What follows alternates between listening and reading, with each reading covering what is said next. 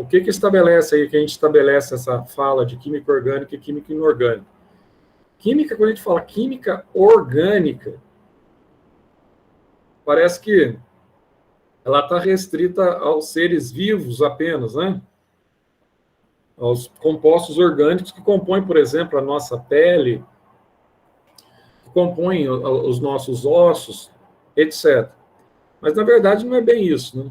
E química inorgânica parece que fica aí depositado, né, mais os elementos que compõem aí sais minerais, tá? Os outros componentes da tabela periódica. Mas o conceito mais correto, ou a nomenclatura, melhor dizendo, mais correta para a química, é a química do carbono. Embora esse nome ele tenha ficado aí consolidado, tá? Como o nome de preferência, mas o nome mais correto é química do carbono, para química orgânica, tá? E essa história de química orgânica e inorgânica é porque são os nomes mais antigos, mas química orgânica nós falamos de química especificamente do elemento carbono. E como que esse elemento carbono ele pode estabelecer-se na formação aí de diversos compostos fundamentais que nós temos aí no ambiente, tá? Então, nós vamos ter a oportunidade de estudar essa química orgânica. Qualquer dúvida, não espera chegar no final da aula, tá? Já para a aula, já fala, Zé, não estou entendendo isso aí, explica de novo, etc, tal, para você ter uma dinâmica melhor. A gente vai começar falando um pouquinho dos elementos orgânicos. Essa química orgânica aqui, ela tem um detalhe legal, que é a química do elemento carbono, que aqui está o nome certinho, que durante muito tempo,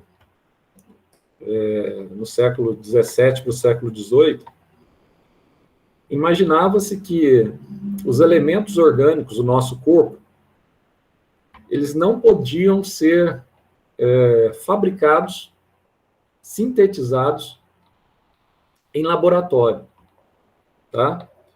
Então, daí surgiu até uma teoria, na época, que era conhecida como teoria da força vital. Olha só que negócio muito louco. Essa teoria da força vital dizia que, por exemplo, você tem uma proteína, tá?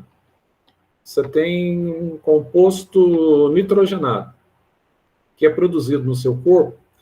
Tanto essa proteína quanto esse composto nitrogenado só pode ser produzida dentro do seu corpo pelo próprio corpo. Através de quem? Os caras eram meio doidão, né, na época. Eles diziam assim, através da sua própria força vital. Bom, ninguém discute que o nosso corpo ele tem capacidade de sintetizar compostos orgânicos. Isso é uma verdade. Agora, isso não quer dizer... Naquela época, eles pensavam que não havia essa possibilidade de você fazê-lo em laboratório, sintetizar compostos orgânicos. Então, isso não quer dizer que nós não podemos, tá, conseguir obter esses materiais orgânicos através de laboratório. Então, com o tempo, foi demonstrado que era possível, sim, tá, a partir de um composto inorgânico, por exemplo, o cianato, você tinha como produzir um composto orgânico, que era a ureia, que é a mesma que sai na sua urina aí, na forma de xixi, tá? Então, era possível fabricar compostos orgânicos a partir de compostos inorgânicos. Então, essa teoria da força vital, ela perdeu, tá, lugar na química, e foi comprovado em um dos químicos, nomes até não é tão importante, mas tem alguns nomes fundamentais na química do carbono, como, por exemplo, o nome de Berzelius e o nome de Kekulé. Foram fundamentais para esse processo de efetivação da química do elemento carbono. Tá? Aí, a partir desse momento, você vai entender que essa química do elemento carbono, ela não está restrita apenas aos seres vivos, aos compostos orgânicos. Você pegar um diamante, ele é formado por quem? Diamante, ele é formado basicamente por átomos de carbono. Se você pegar o grafite, que você utiliza aí, um lapiseiro, um lápis, o grafite, ele é formado basicamente também por uma rede de átomos de carbono. Então, você entende? Então, não está restrita ao corpo, não está restrita ao ser vivo, e ela pode ser produzida externamente também, tá? Sem a mediação de matéria orgânica, do ser vivo. Então, por isso que o melhor nome é esse nome. Química do carbono ou química do elemento carbono.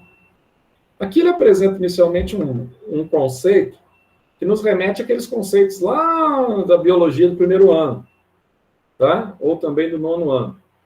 Aí, quando você pega um agregado de átomos, você tem uma evolução que chegou a atingir um nível de uma célula, então macromoléculas, ajuntamento de átomos formaram células, células agrupadas formam tecidos, tecidos agrupados formam órgãos, órgãos agrupados formam sistemas circulatórios, respiratórios, excretor, nervoso. Vários sistemas atuando em conjunto, eu tenho um organismo vivo ou um indivíduo. Conjunto de indivíduos de uma mesma espécie, eu tenho uma população. Quando eu tenho várias populações interagindo em um determinado ambiente, eu tenho uma comunidade. A comunidade interagindo com os fatores físicos do ecossistema, eu passo a ter o que, Zé? Eu passo a ter um ecossistema. E, englobando todos os ecossistemas, ou seja, o conjunto dos ecossistemas existentes na Terra, que é o conceito que nós trazemos aqui para vocês agora na tela, nós chamamos de biosfera, tá? Então, a biosfera, ela compreende a parte da Terra que é habitada por seres vivos, tá? Então, nós temos a parte da Terra habitada por seres vivos, nós temos, então, toda a nossa biosfera. Então, veja que interessante. Aí, dentro dessa biosfera, você vai ter aqui, ó, óleos, só para citar alguns detalhes aí pertinentes à química do carbono. Eu vou ter aqui, ó, óleos, gorduras, borracha, açúcar, amido, celulose, carvão, vinagre, que é o ácido acético, tá? O ácido etanóico, tanto faz. Eu tenho metanol, eu tenho acetona, retirada aí de madeira e fibras vegetais. Eu tenho alcaloides, óleos essenciais, cânfora, tanino, tá? Eu tenho alguns corantes. Agora, o que é interessante? Tem aqui proteínas animais, tem gordura, tem outros óleos aqui, lã, seda, hormônio, etc, etc, etc. O que é interessante aqui, Zé? Bom, é interessante que tudo isso que eu mencionei, quando você vai analisar a composição, você vai se deparar com elementos químicos que estão diretamente atrelados àquilo que nós chamamos de química do carbono, tá? Então, são elementos químicos compostos por rede de átomos de carbono, na sua quase totalidade. Nossa, Zé, então, se eu pegar, por exemplo, o açúcar da cana, da beterraba, ele é composto, sim, é composto por átomos de carbono, tá? Então, isso é química do que nós chamamos de química do elemento carbono. Agora, como é que nós tivemos, então, esse desenvolvimento dessa química orgânica? Aqui eu mencionei para vocês a condição aí do cianato, que Roller, na verdade, ele acaba aqui derrubando a teoria da força vital, tá? Aqui ele vem mencionando aqui, ó, no desenvolvimento, no histórico da química orgânica ou química dos átomos de carbono, ele vem mostrando para vocês aqui um detalhe interessante, tá? aquilo que nós falamos inicialmente. Então, você não precisa preocupar, isso aqui já está aqui no texto, tá? Ah, Zé, não deu para eu copiar o que você estava falando. Não, o texto aqui, depois eu passo o texto para vocês, não precisa preocupar com o texto, não, tá? Que eu passo para vocês depois. Então, aqui você tem, ó, organismos vivos, como plantas e animais, continham uma força vital, tá? Que caracterizava todos os compostos produzidos por eles. Então, dentro das plantas e dos vegetais, você tinha, então, a síntese desses compostos orgânicos, tá? Então, aqui, ó, desse modo, não se admitia a possibilidade de que esses compostos fossem produzidos em laboratório, tá vendo? Ou fossem sintetizados em laboratório. Então, esses eram os princípios aí básicos de Berzelius, etc. Aí, em 1828, esse Roller, tá? Ele pegou aquilo que nós falamos para vocês inicialmente, ele pegou aqui, ó, o que nós chamamos de cianato de amônio, tá vendo? Aqui está o cianato de amônio. Cianato de amônio. Ele aqueceu o cianato de amônio, e ao aquecer o cianato de amônio, lembre você que cianato de amônio aquecido, ele conseguiu, então, ó, produzir aqui, ó, a ureia, que é um composto orgânico, tá? Então, ele conseguiu produzir a ureia, que é utilizada como adubo também para plantas, a partir do cianato de amônio em laboratório. Lembrando vocês que o cianato de amônio nada mais é do que um sal, tá? Então, ele conseguiu, a partir de um sal, produzir um composto orgânico. Então, essa ideia de que para produzir compostos orgânicos era necessário você ter, então, tá? Apenas dentro de organismos orgânicos, essa ideia, então, está por fora, tá? Não é verdadeira, não é factível essa ideia. Então, essa ideia comprovou-se errônea. E, a partir daqui, ficou estabelecido, então, esse experimento, o nome dele, Roller, não é importante você guardar, ou tão importante você guardar. É importante você guardar que a teoria da força vital, ela foi destituída a partir do momento que um cientista, ele comprova que é possível você produzir, tá, elementos orgânicos em laboratório. E segundo a teoria da força vital, isso não era possível, tá? E aí começa, então, elementos formados com átomos de carbono. Aí você tem um composto aqui, que a gente chama de composto orgânico, que é a ureia, tá? Que foi fundamental para a destituição. Aí depois, nós caminhamos aqui de 1828, quando você tem essa condição de fabricação, nós chegamos aqui até esse químico, que ele é fundamental em vários aspectos, tá? Que é o Kekulé. O Kekulé, ele que estabelece a definição que nós temos na atualidade sobre essa condição de química orgânica. O que esse Kekulé ele fala? O que ele nos passa, esse Kekulé? Então, o Kekulé ele diz o seguinte, um detalhe bem legal. Então, ele diz que a química orgânica é a parte da química que estuda os compostos do elemento que nós chamamos carbono, tá? Independente se esse elemento está sendo sintetizado dentro dos seres vivos, se ele está sendo sintetizado por uma indústria farmacêutica, se ele está sendo sintetizado como vacinas para Covid, para sarampo, para catapora, etc, etc, etc, mas que ele também pode ser sintetizado em laboratório. Mas qualquer composto que se encaixe nessa condição é considerado um composto orgânico, tá? E aí nós temos, então, alguns compostos interessantes do nosso dia a dia. Por exemplo, você usa lá a gasolina. Gasolina. Gasolina é um composto orgânico, formado por uma rede de átomos de carbono. Tá? E a gasolina, além de ser um composto orgânico, nós vamos ver que a química orgânica também destina-se a estudar esse composto, é um composto bastante volátil, né? Tanto que quando você está abastecendo no posto, o indivíduo está colocando a gasolina no seu tanque, você sente rapidamente o cheiro da gasolina dentro do carro. Por que você sente aquele cheiro? Porque ela é volátil. Parte dela consegue rapidamente aí, passar pela sua volatilidade, tá? Passar para o ambiente aéreo. Tá? Ela é volátil, ela sobe rapidamente. Então você tem aí a gasolina, que nós conhecemos.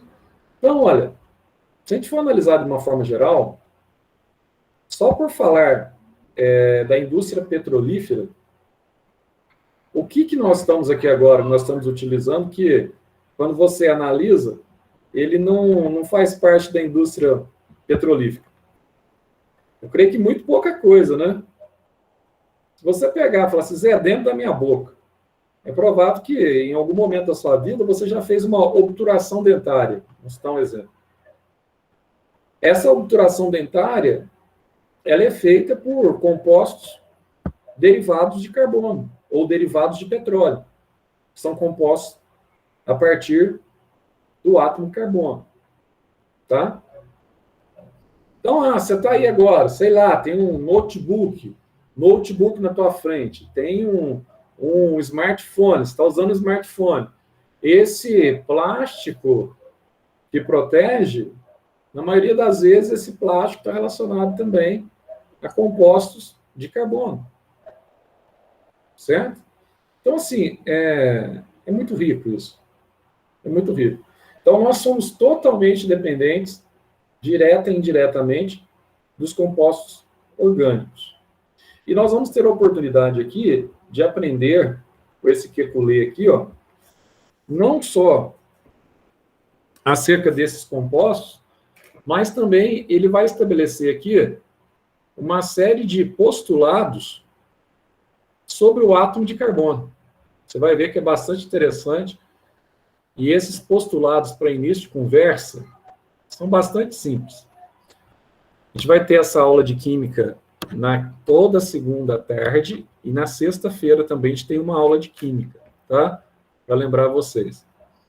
Zé, pois não, pode falar, bicho, pode falar. No caso, o petróleo, ele tem esse tanto de carbono porque ele sofreu decomposição, não foi? E aí ficou muito tempo embaixo do mar?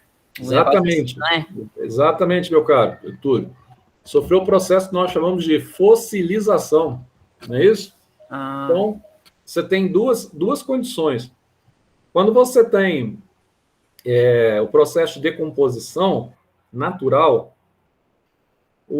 você tem a reciclagem da matéria. Aquele composto orgânico que está em putrefação, ele é reciclado, forma cálcio e fósforo e volta ao solo para ser absorvido pela planta. Isso é a decomposição convencional que ocorre na maioria das vezes. Mas, além da decomposição, tem esse processo que você está falando aí, que é o processo de fossilização, que é a formação de fósseis. Tá? Então, nesse processo de fossilização, que ele se dá muitas vezes, você citou o mar, no caso do mar, ele se dá exatamente pela alta concentração salina, que preserva os compostos. E por essa alta conservação salina, por preservar esses compostos não entram em decomposição, eles são fossilizados. Tá? Ou ainda por condições extremas de pressão, por condições extremas de temperatura, você tem o processo de fossilização. Aí você fala assim, mas nesse processo de fossilização, Zé, quando alguns animais, ou até mesmo o homem como um animal, ele passou por esses processos de fossilização, é possível você encontrar cadáveres humanos que datam, a partir, que a gente calcula a partir da idade do carbono, que datam milhares de anos, tá? Se não milhões de anos, em alguns casos. Então, veja você, a fossilização é a preservação de uma forma orgânica, tá? De um determinado composto. E como nós falamos aí do petróleo, igualzinho você acabou de falar, esse petróleo, ele é proveniente de muita matéria orgânica que não foi, devido às condições de pressão, temperatura, elas não foram decompostas, foram fossilizadas e armazenadas no fundo do solo ou no fundo do mar, tá? E aí surge aquele óleo enegrecido, que é produto da fossilização, que forma o nosso petróleo, que é um composto altamente rico em elementos de carbono, tá? Muito bem lembrado essa questão. Agora, além dessa situação, nós vamos ter aqui os elementos que nós chamamos de elementos organógenos. O que seriam esses elementos? São aqueles elementos ou aqueles compostos que estão sempre presentes, estão sempre juntos, tá? Com os compostos orgânicos. Então, Zé, quais são os principais elementos organógenos? Aqueles que estão sempre com mais frequência. Então, aqui eu tenho, ó, primeiro o carbono, o hidrogênio, o oxigênio e o nitrogênio, Xon. Fácil você guardar, só se você guardar. Xon, tá? Então, aí você tem os elementos, tá? Os elementos que nós chamamos de elementos organógenos. Deixa eu só responder aqui, ó.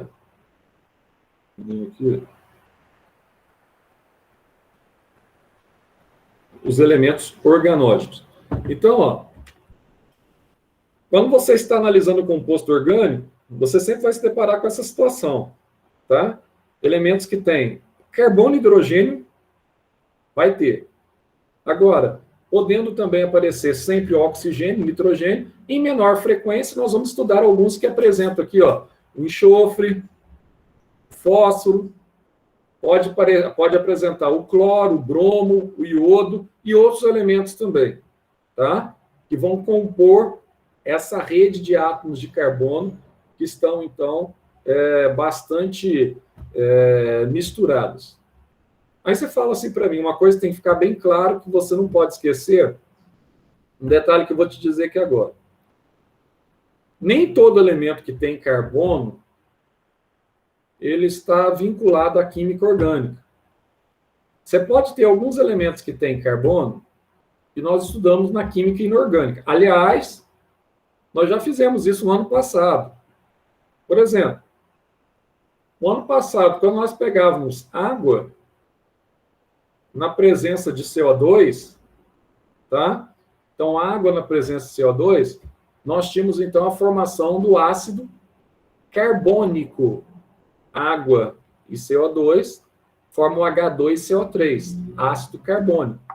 E o ácido carbônico, tá? É o ácido que nós temos aqui, ó, esse ácido carbônico, é o ácido que nós chamamos, tá, de ácido derivado do CO2. Zé, então o ácido carbônico é derivado do CO2.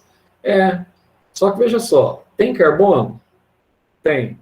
Se ele tem carbono, se ele é derivado do CO2 e tem carbono, então, peraí, Zé.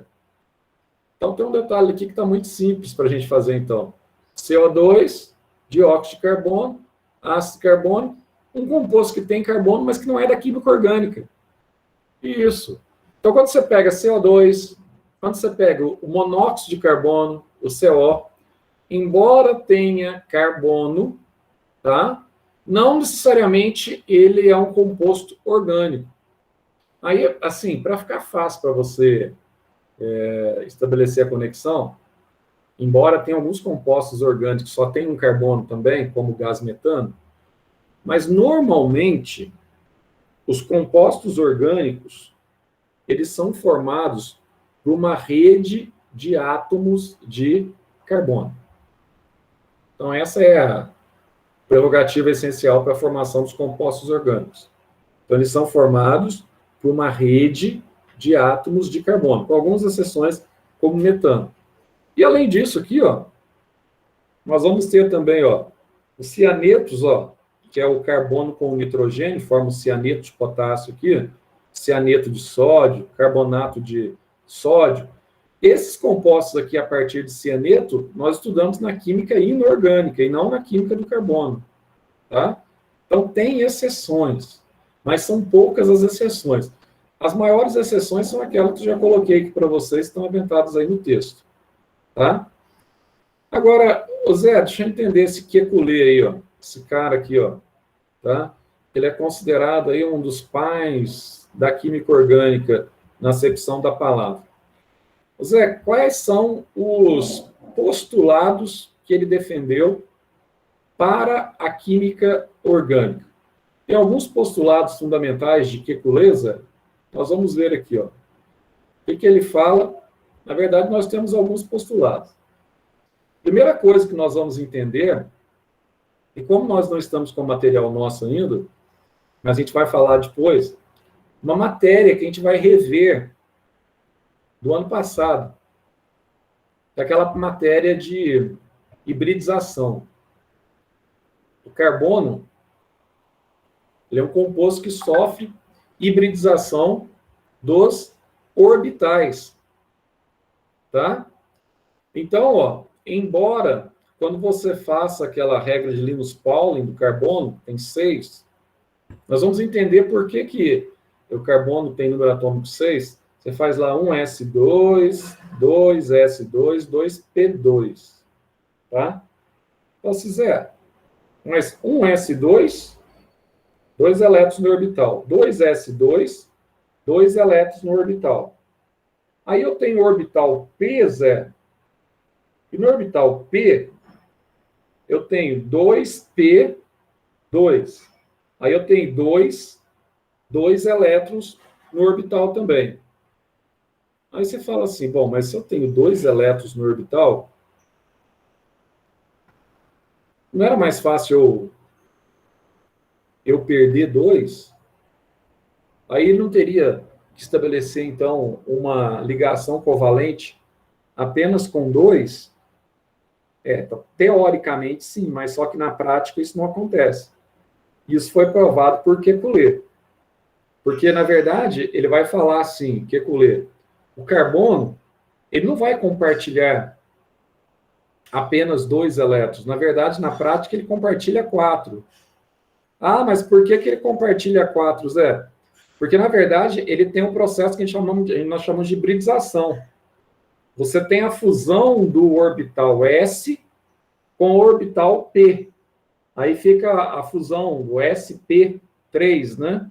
Aí, quando você tem a fusão dos dois orbitais, não precisa preocupar com isso agora, porque agora a gente está começando a parte básica, mas a gente vai ter uma aula na apostila do SAS, a gente vai tratar só sobre as hibridizações do carbono, sp, sp2 e sp3.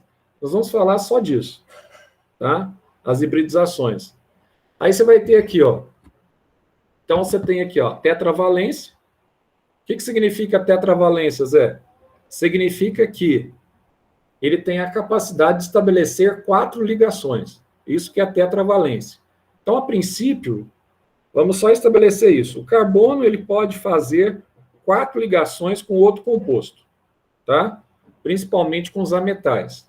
Então, se ele pode fazer, Zé, 4 ligações, então a gente sempre vai representar o carbono assim, ó, com 4 barrinhas, podendo ser 2 duplas, uma tripla e uma simples, desde que mantenha 4 ligações. Ou podendo ser 4 ligações simples, tá? O hidrogênio, ele tem a capacidade de compartilhar apenas um elétron. O cloro, ele tem a capacidade também de compartilhar apenas um elétron. O oxigênio, ele tem a capacidade, ó, de compartilhar 2, ele faz 2 ligações. Ah, por que mesmo, Zé?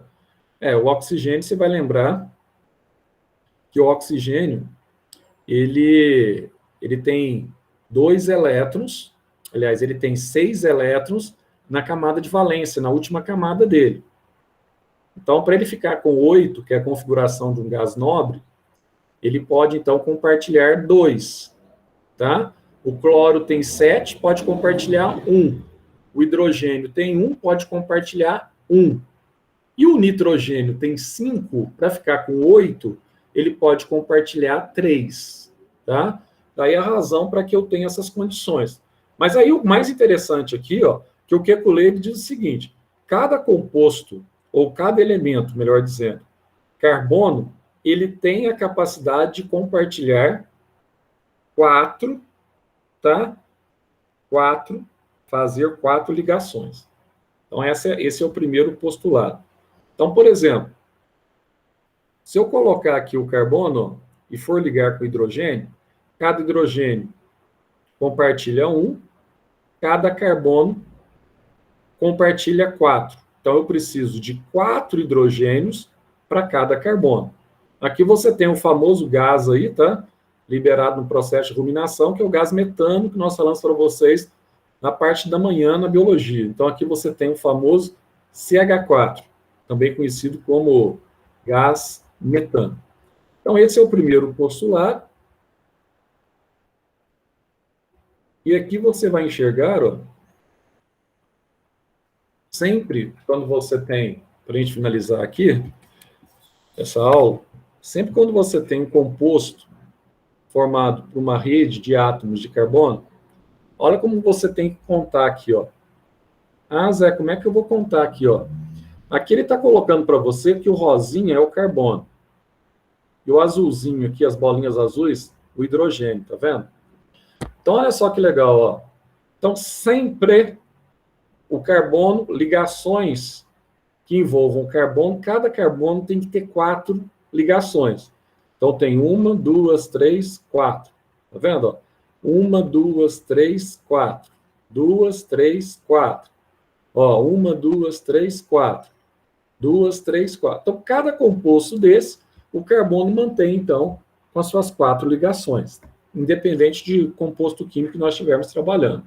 Então, vamos começar assim, devagarzinho. Aí, na sexta-feira, a gente dá sequência a essa parte. Então, sexta-feira é terceiro horário, eu acho. Não, sexta-feira é o segundo horário com vocês. Se não me engano, acho que é o segundo horário. Está na tabela. Pessoal, alguma pergunta? Pode ficar à vontade enquanto eu faço a chamada de vocês. Alice? Alice está aí. Ana Clara? Ana Luísa? Ana Luísa Cone, né? Ana Luísa Coelho também já. Ana Luísa Miranda, que talvez já. Ataíde. Beleza. Beatriz. Ok. Eduardo Guimarães. Ok. Eduardo. Ok. Eduardo Labeca também está aí. Emily. Ok. Emily. Fábio. Ok. Isabela. Isabela Rezende. Beleza. Isadora. Ok. Isabela Silveira. Isabela Silveira. João Pedro. João Pedro. Isabela está aí, tá? João Pedro. Laura Mariano. Ok. Lavínia. Ok. Letícia. Presente. Ok. Luana. Ok. Luísa Ferrara. Ok. Luísa Rocha. Luísa Rocha. Maria Fernanda. Ok. Mariana. Luísa Rocha está aí, Ana Luísa? Está dormindo, mas tudo bem. Mariana Almeida está aí. A Mariana Oliveira também, Linares. Nathalie. Pedro Túlio. Ok, Nathalie. Pedro Túlio. A senhora, aqui a Sveinser, aqui, a irmã da Vitória, né? Só pode ser irmã da Vitória. Um abraço para a Vitória, viu, Valentina? Valentina, eu lembro da Valentina, acho que um dia ela foi na igreja. Irmã Valentina. Isso, manda um abraço, grande abraço. O Victor Prado. Isso. A Vitória. Presente. Beleza, Vitória. Yasmin Bifaroni. Pessoal, beleza, então? Zé, Oi, pode falar, filho. como que faz para diferenciar composto orgânico de inorgânico quando os dois têm carbono? Então, aí você vai guardar assim, ó, cianeto, monóxido de carbono e o dióxido de carbono fundamental são compostos inorgânicos, tá? Os demais que você se deparar, todos são orgânicos. Não tem muito. Se tem CN, se tem um carbono com oxigênio, dois oxigênios com um carbono, é inorgânico, tá? A gente estuda na química inorgânica. Agora, se você tiver qualquer outro elemento que tenha rede de átomos de carbono, esses compostos todos são orgânicos. A única exceção que você vai guardar, CO, CO2 e cianeto, tá? Tá bom, Zé, obrigada. Oi. Zé, você pode subir um pouquinho lá no primeiro postulado, só para terminar de copiar o restinho da frase? Só um minutinho, deixa eu só colocar aqui. Ah, não, tá apresentando ainda aí, né? Peraí. Tá. Eu vou passar isso aqui para vocês também, o material, vou mandar para vocês. Né?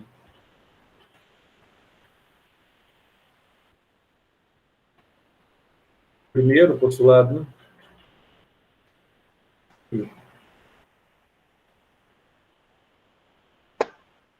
Ah, tá. Era só esse restinho. Obrigada. Beleza, então? Sexta-feira eu volto com vocês, então. Tá? Depois eu faço essa apostilinha com vocês aí. Até sexta, então, pessoal. Tchau, tchau. Tchau, Zé, obrigada. Zé. Muito obrigada. Valeu, Zé. Falou. Até mais. Tchau, tchau. Zé.